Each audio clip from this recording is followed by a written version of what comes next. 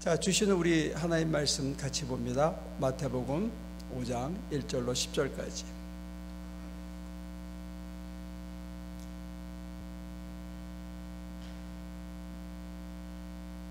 예수께서 무리를 보시고 산에 올라가 앉으시니 제자들이 그에게 나와왔다. 예수께서 입을 열어서 그들을 가르치셨다. 마음이 가난한 사람은 복이 있다. 하늘나라가 그들의 것이다. 슬퍼하는 사람은 복이 있다. 하나님이 그들을 위로하실 것이다. 온유한 사람은 복이 있다. 그들은 땅을 차지할 것이다. 의에 줄이고 목마른 사람은 복이 있다. 그들이 배부를 것이다. 자비한 사람은 복이 있다. 하나님이 그들을 자비롭게 대하실 것이다. 마음이 깨끗한 사람은 복이 있다. 그들이 하나님을 볼 것이다. 평화를 이루는 사람은 복이 있다. 하나님이 그들을 자기의 자녀라고 부르실 것이다. 의를 위하여 박해를 받은 사람은 복이 있다. 하늘나라가 그들의 것이다. 우리 한 장 앞으로 갈까요? 여기 오늘은 온유한 사람은 복이 있다 말씀 전합니다. 우리가 이 본문 요 귀절만 보면 온유한 사람이 복이 있고 그들이 땅을 차지하게 될 거다. 이래서 우리가 아는 이 온유는 따뜻하고 부드러운 사람, 마음이 따뜻하고 부드러워서 누가 그래도 좋은 얼굴로 웃으면서 대해주고 좀 여유 있게 이렇게 받아주고 남을 배려하는 이런 사람, 그런 사람이 복이 있다. 그런데 그런 사람도 사실은 요즘 세상에서는 참 보기 힘든데, 그런 사람이 땅을 어떻게 차지하지? 지금같이 경쟁 시대에서 하나라도 더 이렇게 머리 굴리고 잔머리를 굴리고 또 악착같이 뭘 이렇게 해서 덤비고 내 거 손해보지 않고 내 몫을 챙겨야 땅을 어떻게 차지하는 게 아니냐. 그래서 이 본문 자체도 사실은 앞뒤가 이렇게 잘 안 맞고, 더더군다나 오늘 우리가 살고 있는 현실에 비춰보면 온유한 사람을 참 보기가 쉽지가 않아요. 또 우리 하나교인들은 다 한가닥 하지 않습니까? 내지는 적어도 한 성깔 하는데 온유한 사람, 목사부터 한 성깔 하니까 이게 온유하다, 따뜻하다, 부드럽다, 이게 참 쉽지 않은 품성입니다. 그런 사람이 어떻게 땅을 차지하냐. 그래서 영어 성경이랑 이런 데를 찾아보니까 영어 성경에는 I will take the land 이렇게 돼 있지 않고 inherit, 물려받을 거다 이렇게 돼 있습니다. 땅의 주인은 하나님이거든요. 그러니까 하나님이 땅을 줄 거다. 근데 어떤 사람에게 땅을 주느냐? meek, 영어 성경에는 좀 멍청한 인간들에게 이렇게 돼 있습니다. 조금 어리숙하고 좀 모자라고 조금 겸손하고 이런 자들에게 하나님께서 땅을 상속해 줄 거라는 거예요. 이 상속이라는 단어에는 두 가지 의미가 있습니다. 내게 아니라는 의미가 있고, 그걸 물려받는 사람이 상속자가 된다는 의미가 있습니다. 상속자로 역임을 받아야 상속할 수 있는 거죠. 근데 이 땅이 어떤 땅이냐면 새하늘과 새 땅 할 때 바로 그 땅을 얘기합니다. 어제의 그 땅인데 상속자가 되고 나서 쳐다보니까 이게 그 땅이 아니고 새 땅이 되는 거예요. 근데 상속자 하면 우리가 바로 예수님이 생각이 나죠. 예수님은 성경에서 자기를 그렇게 표현합니다. 나는 온유하고 겸손하니 내 멍에를 메고 나를 배워라.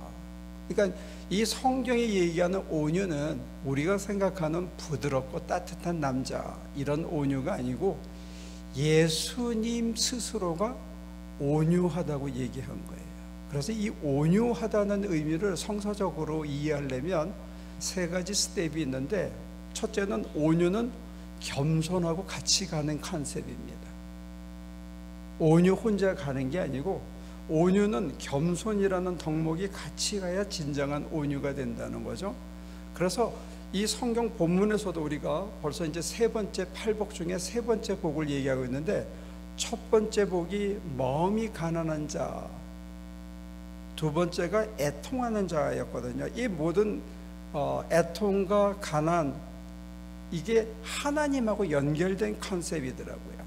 그러니까 하나님의 마음을 갖는 게 진정한 의미의 가난함이지고, 하나님의 아픔으로 내가 아파하는 게 애통하는 거고, 이게 다 하나님하고의 관계가 있는 거죠. 그러니까 하나님의 마음으로 다른 사람들 때문에 아파하는 그 아픔을 가진, 그래서 내가 하나님의 아픔에까지 이르지 못한, 하나님의 마음에 이르지 못한 이 상태가 겸손이거든요. 그것을 받아들이는 게 어떤 의미에서는 첫 번째 온유인 거예요.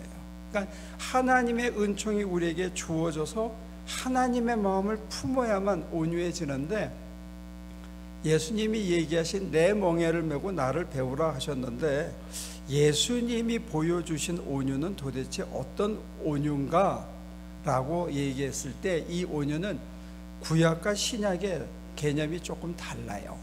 그래서 구약에서 얘기하는 온유는 첫 번째 모델은 뭐냐면, 곡식을 갖다가 말려가지고 가루를 내는 거예요. 가루를 곱게 빻아가지고 거기에다가 기름하고 물을 섞어서 반죽을 치대가지고 모양을 만들고, 모양을 만든 거를 태워서 하나님에게 바치는 거, 이게 진정한 제사고 예수가 보여준 본이거든요. 그런데 그 고운 밀가루의 입장에서 생각을 하면, 곡식을 갖다가 그걸 만약에 여러분이라고 한번 대입을 해 보십시오.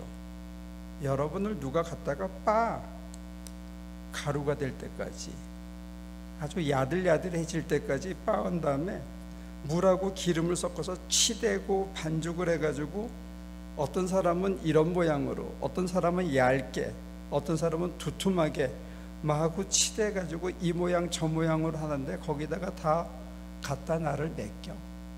이렇게 해도 저렇게 해도. 이게 미크입니다. 이게 온유입니다. 이거는 가난한 자들이 할 수 있는 온유고, 부자들이 하는 온유는 어떤 거냐면, 큰 소를 바치게 돼 있었는데, 소를 보면 첫 번째, 소를 어떻게 하냐면 목을 꺾고 목을 땁니다. 부자들은 약간 교만한 데가 있거든요. 그러니까 가난한 자들은 진 이긴다면, 부자들은 일단 목을 따고 거꾸로 매달아요. 그들이 갖고 있는 가치관을 업사이드 다운 시킨 다음에, 그 다음에는 칼로 배를, 정수리부터 배를 짜가지고 이 껍질을 벗깁니다. 껍질을 다 뺏기고 모가지를 거꾸로 매달았기 때문에 피를 다 쏟고 나면, 그 다음에 간절을 다 잘라서 흔들어서 바치거나 푹 삶아서 하나님께 산 제물로 드리는 거예요. 이 두 가지의 표상을 예수님은 당신의 삶에서 구현하셨어요. 그래서 예수님이 하신 그 모습은 뭐냐면, 우리들이 온유 이러면 말이나 애티튜드가 부드럽고 따뜻한 것을 온유라고 생각하는데, 예수님이 보여주신 삶 전체가 온유하다는 거예요. 어떤 삶이 온유냐, 마치 제사를 통해서 샘플을 보여주신 것처럼 예수님은 종으로 오셔서 자기 전체를 산 제물로 바쳤는데, 누가 와서 고쳐달라면 고쳐줘. 밥 먹으려고 그랬는데 누가 아프다 그러면 또 가. 누가 무슨 얘기를 했는데 가르쳐 줬어. 그랬는데 그걸 못 알아들어가지고 방구석에 간 다음에 그 비유가 무슨 말씀이셨죠? 그러면 또 설명을 또 해줘. 그리고 또 달라 그러면 또 해줘. 그래가지고 이리 굴리고 저리 굴리고 마침내는 채찍으로 때리고 옷을 벗기고 까발겨도 그대로 하자는 대로 다 해준 것, 이게 온유입니다. 그냥 온유는 말 몇 마디 애티튜드, 품성이 부드럽고 따뜻한 게 온유가 아니고, 삶 전체가 온유한 거예요. 남이 하자는 대로 다 해줄 수 있는 것, 이게 온유라는 거예요.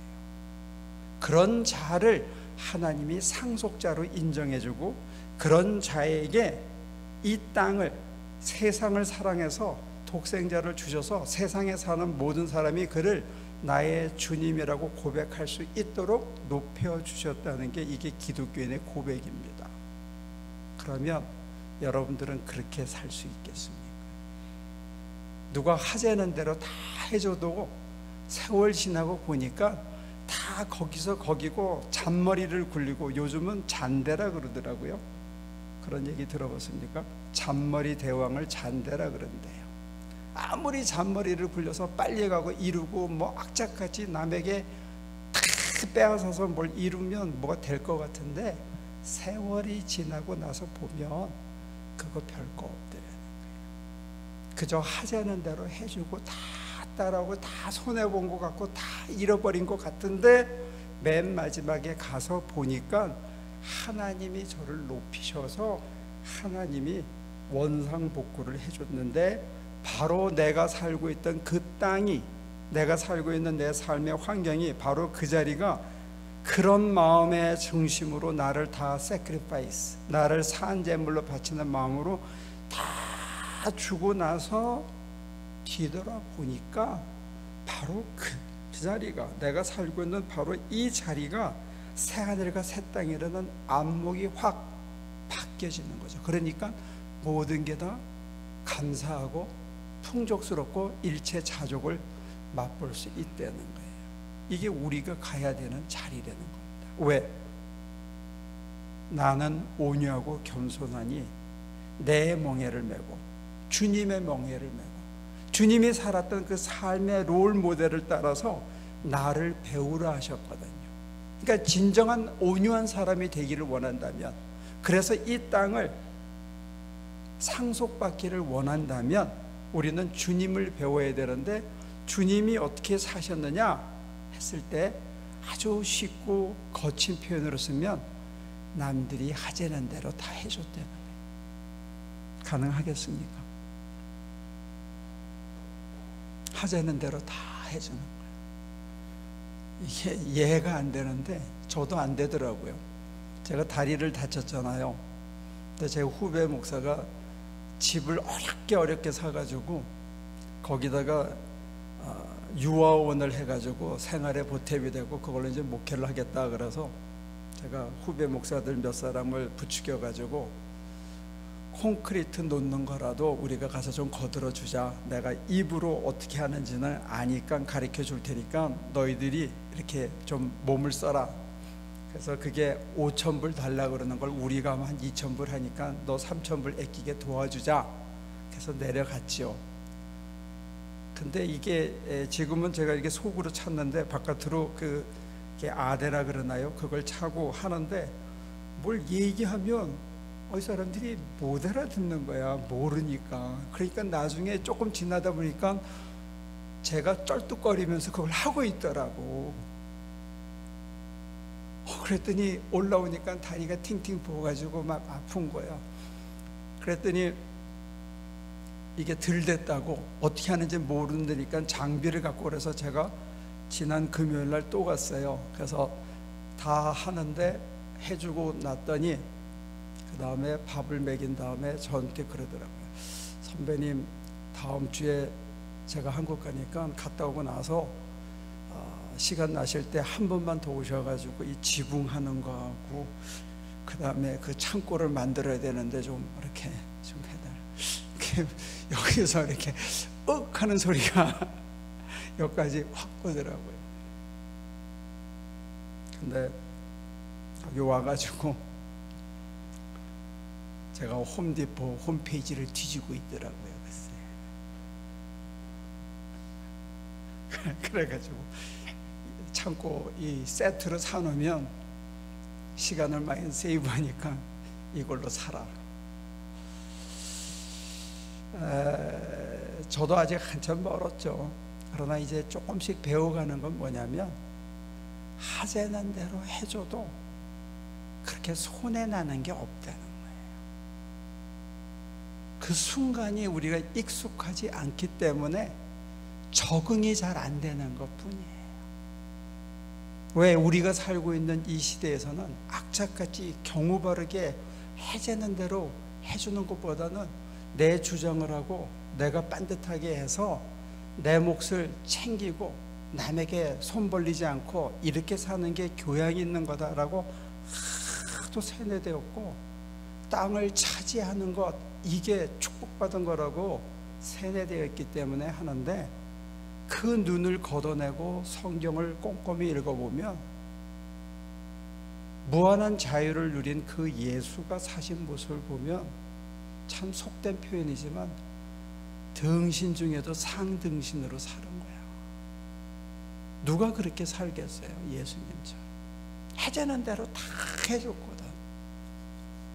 쉴 틈이 없고 밥 먹을 틈이 없어서 야, 우리 좀 쉬자, 우리 좀 먹자 했는데 누가 또 막 몰려오니까 그거 먹지도 못하고, 여우도 굴이 있고 새도 보금자리가 있는데 인자는 머리 둘 곳도 없네 그러면서도 끊임없이 사람을 사랑하는 그 마음으로 해제는 대로, 그리고 그들을 쳐다보면서 야, 참 목자 없는 길 잃은 양 같은 사람도 저 어떡하나, 길에 가다가 저 쓰러질 텐데 하는 애틋한 심정으로 살아서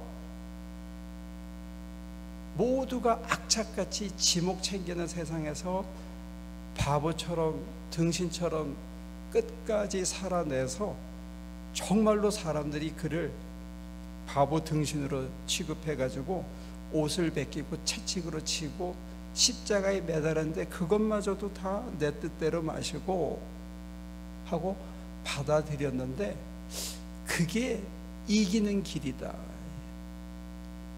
그게 증명이 됐기 때문에 2000년 동안 이게 살아남았거든요. 이 종교가 지는 게 이기는 거다, 다 주는 게 가장 많이 남는 거다. 왜? 하나님이 살아계셔서 너는 내 품성을 그대로 갖고 있구나, 하나님이 그렇게 하시는데 너는 내 품성을 갖고 있구나, 너는 내 상속자야, 넌 내 아들이야. 그래서 그 아들에게 이 땅을 주셨다는 거예요. 근데 조금씩 나이가 들면서 목회 경력이 쌓이면서 점점 두려워지고 점점 무서워지면서도 그렇게 하자는 대로 해줘도 그렇게 손해나지 않는다는 생각을 조금씩 배우는 게 아닌가 싶어요. 제가 갔다 와서 한 보름 열흘 있다가 플로톤에 한 번 더 내려가 가지고 하루 종일 일해준다고 제 다리가 부러지겠습니까? 제 인생에 큰 손해가 나겠습니까? 그거 할 줄 몰라서 그러는 거거든요.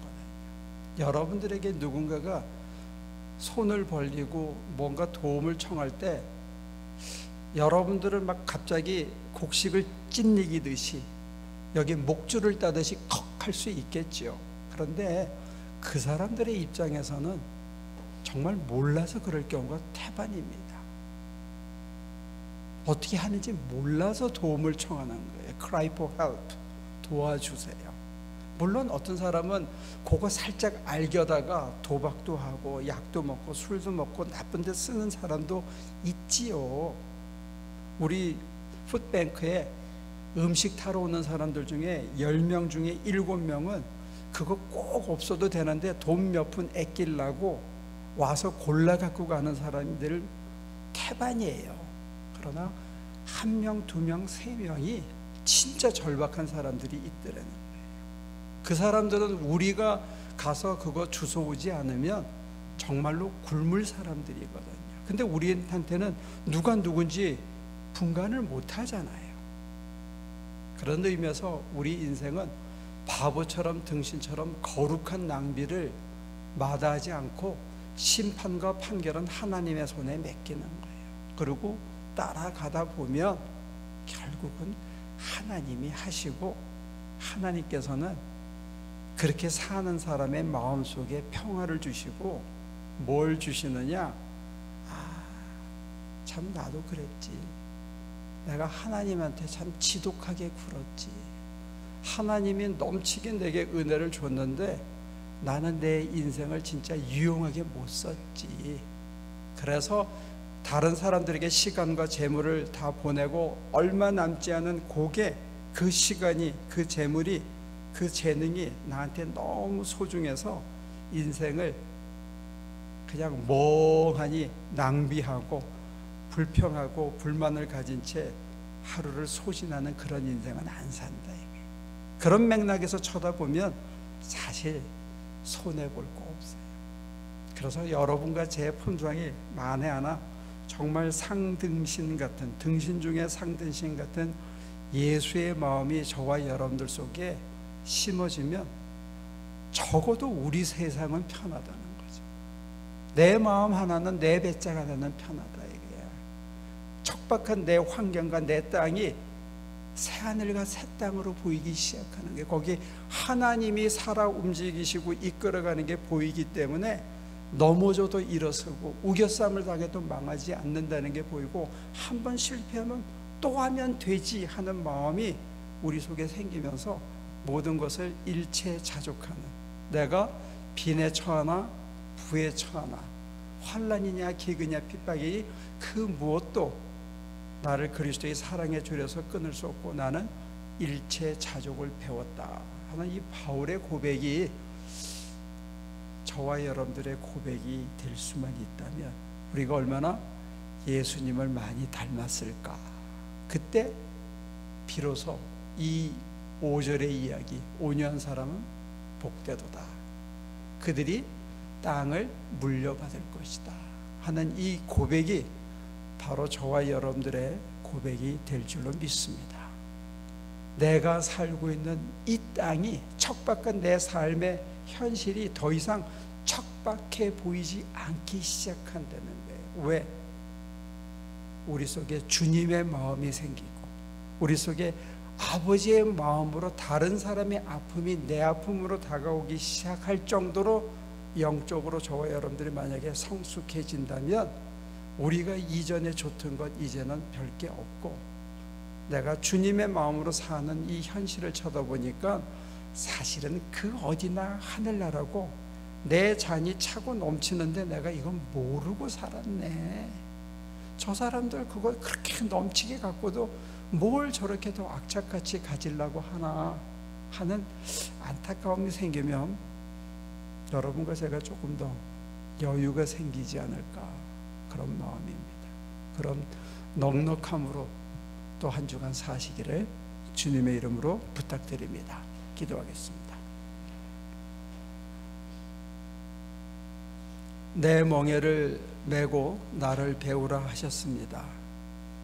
온유하고 겸손하신 주님, 당신의 마음을 우리가 배우려고 하면 현실은 너무 각박하고 사람들은 우리를 악용하고 때로는 우리의 마지막 한 톨마저 앗아가서 저들의 취미생활과 저들의 향락을 위해서 쓰는 모습을 바라볼 때가 있습니다. 주님은 다 주셨는데, 다 주시고 당신은 배를 고르셨는데 왜 그리 하셨을까? 우리들의 맑은 눈, 정확한 계산으로 쳐다보면 도저히 용납할 수 없는 당신의 어리석음인데 오늘 우리에게 바로 그런 어리석음을 요구하십니다. 우리는 정답도 모르고 그게 옳은지도 모르지만 당신이 그렇게 사셨고 지금 이 시간 우리에게 그것을 원하시기에 그저 당신의 충만히 참여하기 위한 그 마음 하나로 당신이 가신 길 따르기를 구합니다. 따라갈 수 있게 도와주시옵소서. 내 계산과 내 판단을 내려놓고 당신이 가신 그 길 우리도 바보처럼 어리석게 정말 등신처럼 따라갈 수 있게 도와주옵소서. 예수님의 이름으로 기도합니다.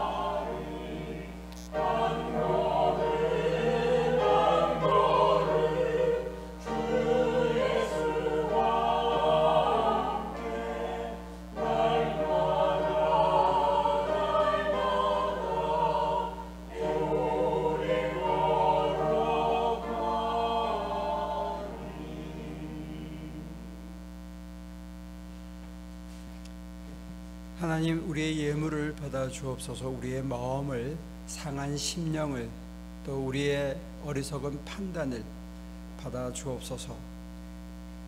아무 생각 없이 이제는 당신 가신 길 그저 묵묵히 한번 따라가 볼 수 있는 저희가 되게 하셔서 발걸음 발걸음 옮길 때마다 깜짝깜짝 놀라고 우리 생각과 다른 열매들이 맺어지는 걸 보면서 이건 내 것이 아닌데 하나님이 주신 특별한 선물이라는 것을 알면서 하나님의 신비를 조금씩, 그 사랑의 깊이와 넓이와 높이와 깊이를 조금씩 헤아리면서 인생의 풍성함을 맛보는 삶을 새롭게 살 수 있도록 복내려 주옵소서.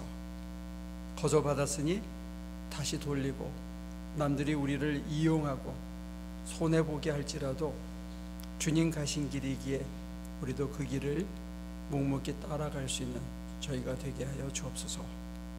한 가지 바로 없기는 그 일을 통해서 저들이 살아날 수만 있다면, 저들이 회개해서 복된 생명의 길로 갈 수만 있다면 우리의 아픔도, 우리의 희생도, 우리의 나눠줌도 복된 것이라는 것을 살아있는 동안 확인할 수 있도록 도와주옵소서.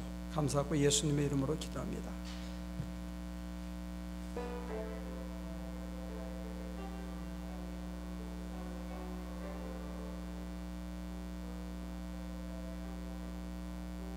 하나님께서는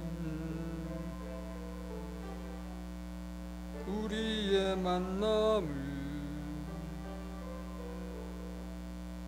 계획해 놓으셨네. 우린 하나 되어 어디든 가리라. 주의 사랑이 무엇이든 하리라. 당신과 함께 우리는 하나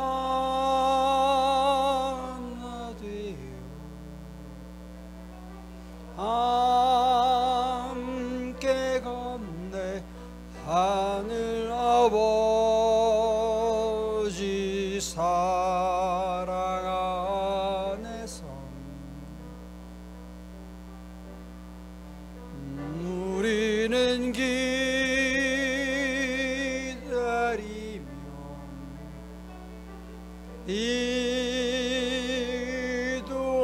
이동하네. 우리의 삶에 사랑 넘치도록 눈물이 모임은 주님만 따르리. 문란이 올지라도 주 함께 하시리. 또 우리 마음에 시험이 닥칠 때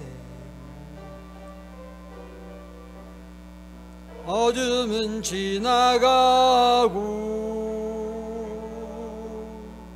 새 아침 주시리. 우리는 하나 되어 함께 건네 하늘 아버지 사랑 안에서 우리는 기다리며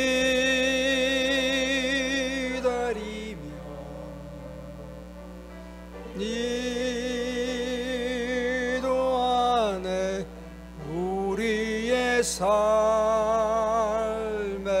사랑 넘치도록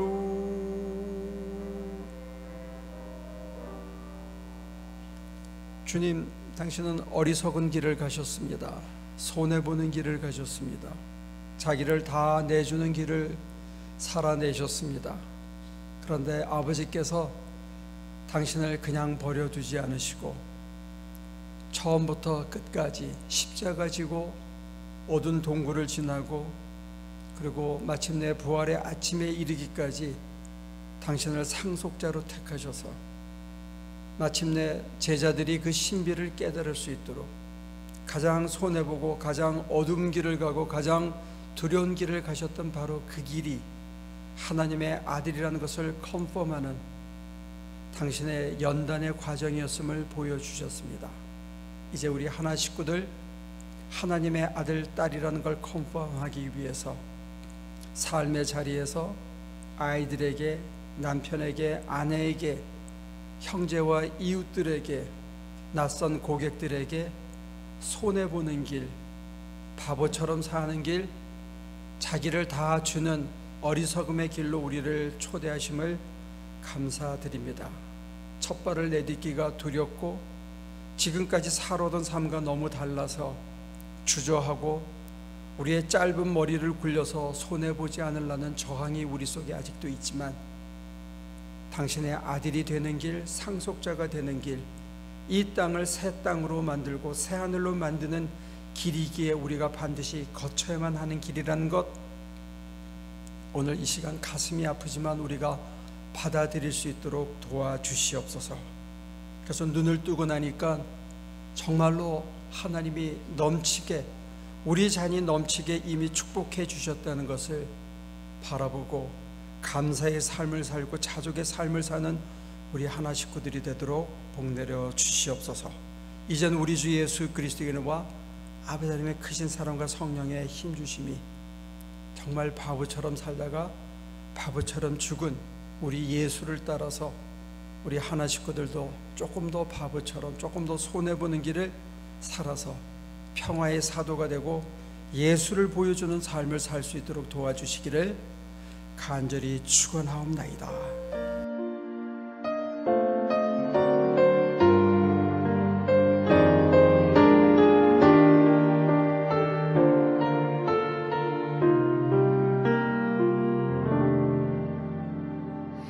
심령이 가난한 자는